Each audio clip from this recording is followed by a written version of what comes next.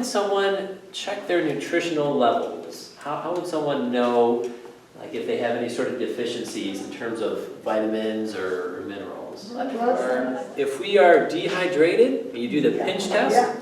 You pinch the skin up, and if it doesn't, very quickly, within a second or two tops, go back to where it was before, then that's a sign that you're dehydrated. Another thing you do is called the capillary refill test. It's another way to check for hydration, also just your overall cardiovascular system. You just press down on your fingernail so that it turns white, you let go, and it should refill to that pinkish reddish color within 2 seconds. And if it's not, you could either be dehydrated or your cardiovascular system's not working so great.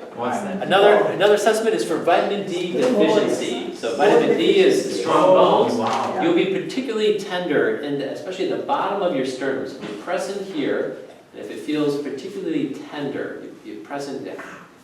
Oh, how do you press? Where? At the bottom of your breastbone. So this bone right here. So these are your ribs. This is your sternum, at the bottom of the sternum. Just press in like right about here. Right between the So I'm going to go over 6 different blood tests I think are really important for your overall health and particularly for your brain health. So the A1C, this is your average blood sugar over 3 months. You can do a fasting blood glucose, and that's just one snapshot in time.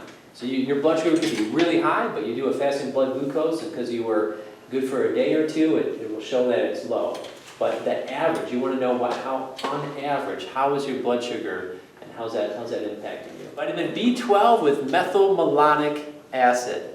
This methylmalonic acid, this will show a deficiency in vitamin B12 before the actual vitamin B12 will show. So you could be low in B12, but this B12 test might not capture it because it takes a while for it to show up in your blood test. The methylmalonic acid is much more quicker to pick up on that deficiency. And these B vitamins, they are one of, if not the most important vitamin for the health of the nerves in your body. Okay, let's move on. So vitamin D, very important for the immune system. Also, low vitamin D levels are associated with an increased risk for dementia. So we really want to make sure that... And osteoporosis. And osteoporosis too. That's why the pressing it on the bone can be sensitive to that. And this is something that a lot of people, I found out I was deficient in vitamin D when I had my blood test done just a month or two ago. And I eat a pretty healthy diet, I get a decent amount of sunlight, but for whatever reason, my vitamin D levels were low, and it actually was around the time I got sick too, so I think it makes sense because vitamin D is associated with your immune system. So that's definitely worth checking out too.